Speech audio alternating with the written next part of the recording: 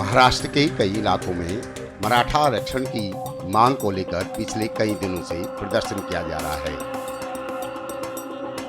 कई जगह पर ये प्रदर्शन हिंसक रूप ले चुका है। खास तौर से ये हिंसक प्रदर्शन मराठवाड़ा के इलाके में फैल चुका है। इसका नतीजा ये हुआ कि कई जगह से आगजनी, तोड़फोड़ और पथराव की खबरें आई हैं। इसको लेकर अब राज्य सरकार ने सर्वदलीय बैठक बुलाई है। जिन्होंने मराठा समाज का आरक्षण गंवाया है, सुप्रीम कोर्ट में जब कौन मुख्यमंत्री थे, कौन उपसमिति में थे, ये सब सकल मराठा समाज जानता है। अभी हमारी सरकार ये राज्य में कानून व्यवस्था बनाए रखने की पूरी कोशिश कर रही है और मनोज जरंगे पाटिल इन्होंने भी आह्वान लोगों को किया है कि मराठा समाज ये बहुत ही शांति प्रिय और शिस्त प्रिय तरीके से आंदोलन उनके होते हैं। इस आंदोलन में कौन भड़काने का काम करता है, कौन ये आगजनी कर रहा है, कौन कानून व्यवस्था यहाँ पर बिगाड़ने की कोशिश कर रहा है, इसके ऊपर पूरी तरह सरकार का ध्यान है और निश्चित रूप से मराठा समाज को पूरी तरह फुल प्रूफ जो टिकाऊ होगा कानून के दायरे में जो बिठाने के बाद ये मराठा आरक्षण देने का सरकार की जिम्मेदारी है। अन्य समाज को किसी को भी बाधा नहीं पहुंचाते हुए ये मराठा समाज को आरक्षण देने का काम सरकार करेगा।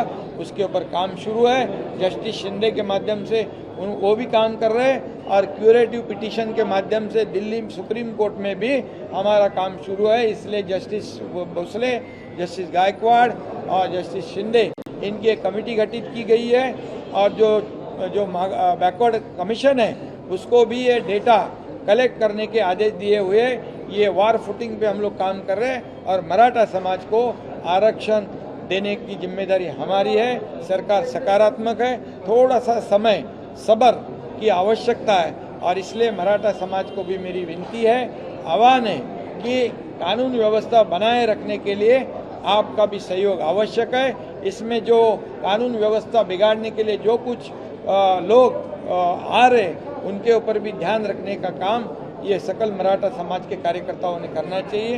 इतने ये मेरी सबसे विनती है। मराठा आरक्षण को लेकर जहां सबसे ज्यादा हिंसा दिखाई दी, उसमें महाराष्ट्र के बीड़ और उस्मानाबाद जिले शामिल हैं। हिंसा को लेकर अब राज्य सरकार सख्त दिखाई दे रही है।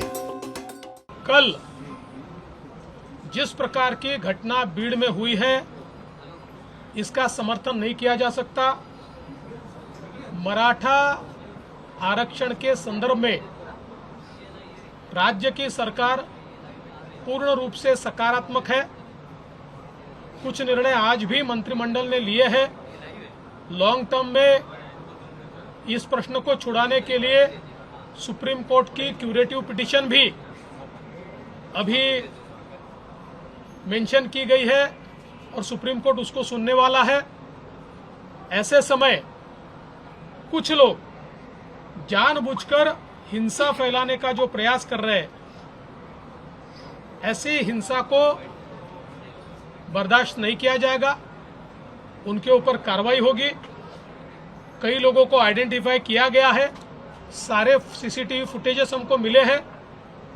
इनमें जो लोग दिखाई पड़ रहे हैं उन्होंने सीधे सीधे लोगों को जिंदा जलाने का प्रयास किया है। ऐसे समय उनके ऊपर 307 की धारा के तहत